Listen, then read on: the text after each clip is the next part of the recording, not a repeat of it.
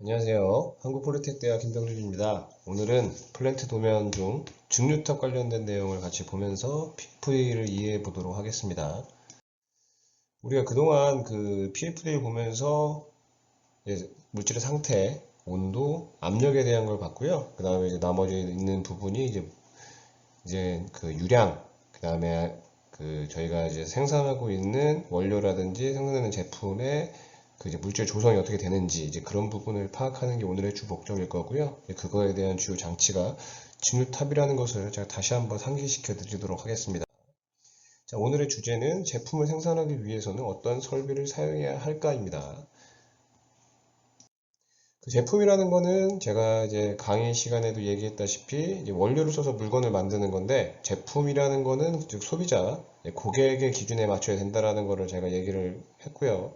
그 다음에 생산이라는 건 그 제품이 그 물건을 만드는 어떠한 과정을 말하는 겁니다. 거였습니다. 그 또한 생산이라는 건 제품 즉 소비자 그 고객의 요구 조건을 충족시키기 위해서 가는 과정이라고 보면 될 것 같고요. 그런 측면에서 우리 PFD라고 부르는 공정 흐름도라는 건 그 고객의 요구 수준을 맞추기 위한 어떤 과정, 그 과정 중에서도 정상 운전 조건을 표현한 부분이다라는 거 여러분들 꼭 다시 한번 꼭 기억했으면 좋겠습니다. 자, 증류라는 거는 누차 반복적으로 말하지만 크게 두 가지 핵심 요소가 있는데요. 첫 번째는 끓는 점입니다. 자, 끓는 점이라는 건 뭐냐라고 놓고 생각해 보면 이 끓는 점이라는 건 즉 어떠한 이제 에너지가 가해졌을 때 그 액체로 되어 액체 상태에 있는 물질이 끓어서 기체가 되는 그 점을 말하는데요.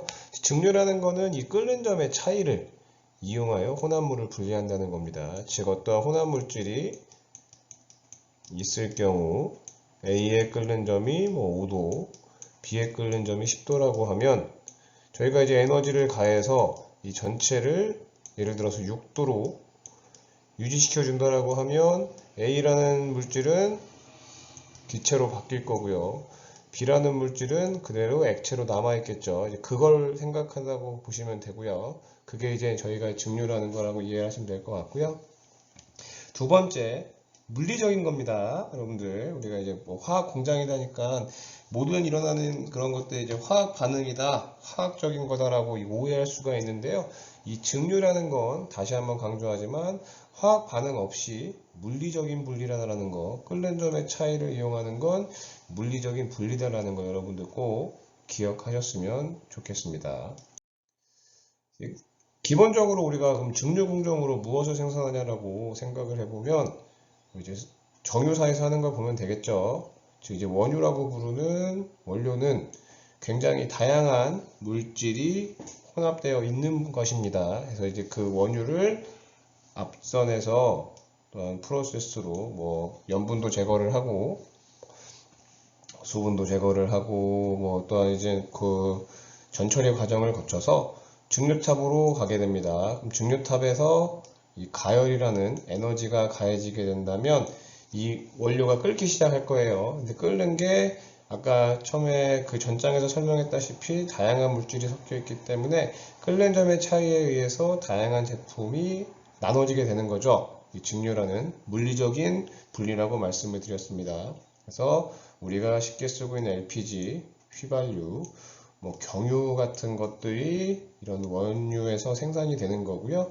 그 다음에 석유화학 공정은 여기 보이는 나프타라고 부르는 이 물질을 가지고 다양한 걸 생산하는 거고요.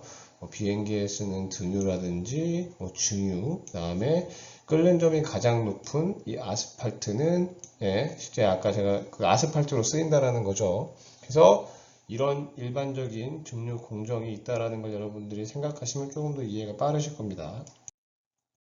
자, 첫 번째 우리가 항상 하는 방식이죠. 여러분들 했던 걸 한번 PF들을 꺼내서 보시면서 한번 생각을 한번 해보시면 됩니다. 아래에 있는 우리 이제 정상 운전 상태의 테이블을 보는 게 아니죠. 위에 있는 PFD 그림만 보고 증류 공정에 나는 이러이러한 게 필요할 것 같아 라는 거 여러분들이 생각해 보셨을 거고 그 설비를 확인하셨던 거를 여러분들이 다시 기억하시면 됩니다. 자, 그럼 이런 걸 우리가 다시 한번 생각을 해보면 되겠죠. 원료가 당연히 배관을 타고 흘러가서 원료 저장소에 들어갈 거고요. 펌프를 타고 흘러가는데 예, 우리가 에너지를 필요로 합니다. 그래서 아까 끓는 점의 차이를 가지고 분리하려면 에너지가 필요하고, 에너지를 받고 직류탑으로 들어가게 되면 이 직류탑 안에서 역시 에너지를 추가적으로 가해주면서 거기서 분리가 되는 거죠. 가벼운 제품과 무거운 제품으로 나눠져서, 가벼운 제품은 위쪽에 냉각을 해서 저장주로 흘러가게 되고요. 무거운 제품은 액체 그대로니까 역시 냉각을 시킨 후 저장소로 들어가는 그런 공정이 우리가 볼 수 있다라고 여러분들 생각해 보시면 됩니다. 자, 그러면 직류탑에 대해서 조금 더 자세하게 한번 알아보면요. 직류탑이라는 건 원료가 들어가서 원료 안에 이런 트레이, 직류라는 우리 본연의 목적을 이루기 위해서 안에 내부 구조가 좀 복잡하게 생겼습니다. 패킹이라고도 하고 트레이라고도 하고요. 다양한 게 있는데요. 우리는 이제 그런 자세한 부분을 알려는 건 아니고 이 안에 들어가서 어떻게 위쪽과 아래쪽으로 나눠지는지에 대한 부분만 같이 한번 살펴보도록 하겠습니다. 주요 장치로는 응축기가 있고요. 리보일러라는 게 있는데요. 각각은 다음과 같습니다. 자, 이제 응축기는 어떤 목적이 있냐? 즉, 상부로 기체가 지나가게 되잖아요. 그럼 기체가 나오게 될 거고, 그 기체를 다시 저장을 해야 됩니다. 그 다음에 이제 이 순도를 올리기 위해서 리플럭스라고 하는 환류 과정을 거치는데요. 이 환류 과정 역시 기체 상태에 있는 걸 넣는 건 아니고요. 그걸 다시 액체화를 합니다. 생산된 기체 제품을 이 응축기를 통해서 기체를 액체로 만든 다음 그 액체를 다시 돌리거나, 이걸 환류라고 하고요. 그 다음에 우리가 원하는 순도가 맞춰졌다라고 하면은 그 토탈 리플럭스 상태에서 제품을 생산하게 되는 거죠.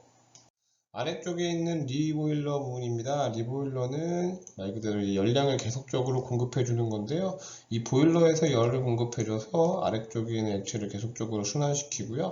여기 열 에너지를 받아서 이쪽에서 액체가 기체로 증발된다고 여러분들이 이해하시면 되겠습니다.